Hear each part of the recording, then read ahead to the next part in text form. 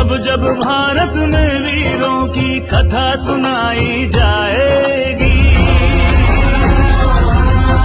जब जब भारत में वीरों की कथा सुनाई जाएगी, रेजांगला की गौरव गाथा सबसे पहले आएगी।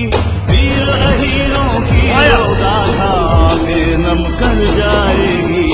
17 मई को झारखंड में रेजांगला के अमर शहीदों के रक्त से सनी हुई मिट्टी का कलश आ रहा है। मैं सभी देशवासियों से और झारखंड वासियों से अपील करती हूँ कि आइए और वीर शहीदों को नमन कीजिए, उनके रक्त से सनी हुई मिट्टी को श्रद्धांजलि दीजिए। ये हमारा उनके लिए एक बहुत बड़ी श्रद्धांजलि होगी। देश के लिए मर मिटने वाले रेजांगला के वीर शहीदों की मिट्टी राजधानी रांची आ रही है। 17 मई को राजधानी रांची के IMA हॉल में भाग लेकर उन्हें नमन करें और श्रद्धांजलि यात्रा में शामिल हों। जय हिंद। कांग्रेस पार्टी के राज्यसभा सांसद जयराम रमेश ने केंद्र की नरेंद्र मोदी सरकार पर प्रतिनिधिमंडल के नाम पर राजनीति करने का आरोप लगाया है। कांग्रेस पार्टी ने अपनी पार्टी से लिए गए नाम पर आपत्ति जताई है।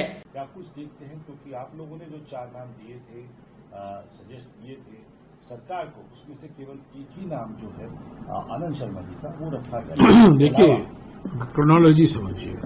16 तारीख को किरण रिजिजू सरकार की ओर से कांग्रेस अध्यक्ष मल्लिकार्जुन खड़गे जी और राहुल गांधी जी नेता प्रतिपक्ष लोकसभा से बात करते हैं और मांग करते हैं कि ये बहुदलीय प्रतिनिधि मंडल सांसदों का अलग अलग देशों में जाएगा, 7 मंडल रहेंगे और आपसे हम 4 नाम मांग रहे हैं।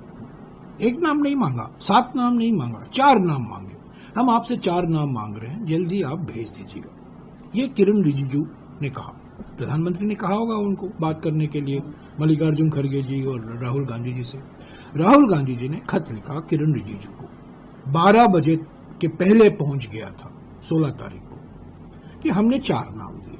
आनंद शर्मा जी बड़े वरिष्ठ नेता, विदेश नीति से लेकर बहुत गहरा रिश्ता रहा है उनका पिछले 50 सालों से, विशेषज्ञ माने जाते हैं सारे दुनिया में। गौरव गोगोई हमारे डिप्टी लीडर लोकसभा में, नासिर हुसैन हमारे विप राज्यसभा में, और जो जम्मू और कश्मीर के प्रभारी हैं AICC के, और राजा बरार जो सांसद है पंजाब के, जो हमने 4 नाम दिए। तो हम ये इसी उम्मीद के साथ हमने नाम दिया कि आपने 4 नाम मांगा है, हमने आपको 4 नाम दिया है, इनको शामिल कीजिए। सरकार की मंशा तो पहले से ही शरारती मंशा थी। ये खेल खेला जा रहा था कि ताकि ये औपचारिकता खत्म हो जाए, बातचीत हो गई है।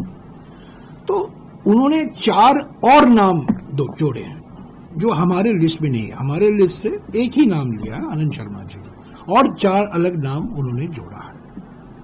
अभी हम क्या कह सकते हैं, वो सांसद हैं, हमारे कांग्रेस पार्टी के सांसद हैं, जाने माने सांसद हैं, उनका योगदान भी रहेगा, वो अपनी अंतरात्मा की आवाज सुने। पर हमारी पार्टी की ओर से हमने 4 नाम दिए। मैं समझता हूं ये राजनीतिकरण हुआ है, ये सीधा नहीं करना होना चाहिए था। ईमानदारी से काम करना चाहिए। विपक्ष और सत्ता दल के पार्टी के बीच में एक ट्रस्ट होना चाहिए, विश्वास होना चाहिए। अगर आप ऐसे खिलवाड़ करेंगे, हम तो जानते हैं ऑपरेशन सिंदूर का राजनीतिकरण हो रहा है। NDA के मुख्यमंत्रियों से बैठक बुलाई जा रही है। जो राष्ट्रपति ट्रंप 7 बार उन्होंने कहा है अमेरिका की मध्यस्थता के कारण ये युद्ध विराम हुआ है, उस पर प्रधानमंत्री चुप्पी नहीं तोड़ते हैं, विदेश मंत्री अपनी चुप्पी नहीं तोड़ते हैं। और ऑपरेशन सिंदूर को लेकर कई बयान, मध्य प्रदेश के दो मंत्री हैं जो अपमानजनक बातें कही हैं उन्होंने, सोफिया कुरैशी को लेकर, ऑपरेशन सिंदूर को लेकर, हमारे सेना को लेकर। ये राजनीतिकरण है। पर भारतीय राष्ट्रीय कांग्रेस हमेशा ये मानती है राष्ट्रीय हित सर्वोपरि है। सुरक्षा के मामले में कोई खिलवाड़ नहीं होना चाहिए, कोई राजनीतिकरण नहीं होना चाहिए। तो उन्होंने लिस्ट मनमर्जी निकाल दी है। उनमें से 4 में से हमारा एक ही नाम उन्होंने शामिल किया है, 4 और हमारे सांसद हैं। तो वो पार्टी के जो रिप्रेजेंटेटिव नहीं है, पर वो जाएं, अंतरात्मा की आवाज सुने, जाएं, उनका योगदान रहेगा। इस पर राजनीतिकरण करना मैंने समझता हूं उचित है। इस मामले को अभी यही खत्म कर देना चाहिए। और बड़े बड़े मुद्दे हैं, राजनीतिक दल क्या करेंगे, ये तो डैमेज कंट्रोल है ना। हमारा नैरेटिव तो बिगड़ गया है दुनिया भर में। पाकिस्तान और इंडिया के बीच में एक बार फिर जोड़ा जा रहा है, इंडिया पाकिस्तान। असली मुद्दा तो आतंकवाद है, कश्मीर मुद्दा नहीं है। कश्मीर के बारे में जो चर्चा होगी वो पार्लियामेंट में होगी, इसीलिए तो हम विशेष सत्र बुला रहे हैं। ये मांग की है प्रधानमंत्री से कि जो 22 फरवरी 1994 को सर्वसम्मति से दोनों सदनों में, लोकसभा में और राज्यसभा में, एक प्रस्ताव पारित किया गया था कि पाकिस्तान पीओके को वेकेट करे, तो उसको हम दोहराएं। और इस बीच पिछले 30 सालों में जो और न्यू डेवलपमेंट हुए हैं, आज जो चीन और पाकिस्तान के बीच में जो रिश्ता बना है, जो अमेरिका की ओर से बयान आ रहे हैं, इस पर भी चर्चा हो। तो हमने कहा है कि सर्वदलीय बैठक बुलाएं, ये दल जाएं, एमपीओ का, सांसदों का दल जाएं, जो कांग्रेस एमपीज हैं वो जाएंगे। पर हमने किसी को रोक नहीं लगाया, हमने नहीं कहा है कि हम इसका बहिष्कार करेंगे, हमने नहीं कहा। हम राजनीतिकरण नहीं करते, पर हमारी मांग है कि प्रधानमंत्री सर्वदलीय बैठक बुलाएं और सर्वदलीय बैठक की अध्यक्षता करें। वो हिम्मत दिखाएं, सर्वदलीय बैठक बुलाएं और उसकी अध्यक्षता करने की हिम्मत दिखाएं। पार्लियामेंट की विशेष सत्र बुलाएं, 2 दिन 3 दिन चर्चा हो।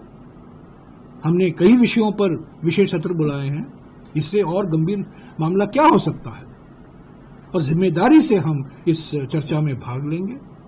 तो इस पर सरकार ने अपनी चुप्पी नहीं तोड़ी है। किरण रिजिजू से कोई जवाब भी नहीं आया है। खरगे जी ने खुद प्रधानमंत्री को लिखा है, राहुल जी ने खुद प्रधानमंत्री को लिखा है कि सर्वदलीय बैठक की अध्यक्षता आप करें, विशेष पार्लियामेंट सत्र बुलाएं। तो यही तो असली मुद्दे हैं।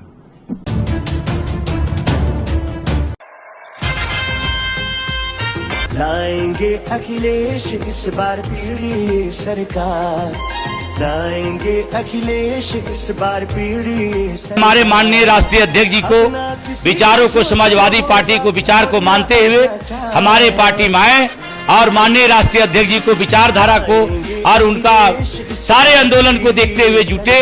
और मैं सभी को आह्वान करता हूं कि समाजवादी पार्टी में सदस्यता ग्रहण करके मजबूत करें।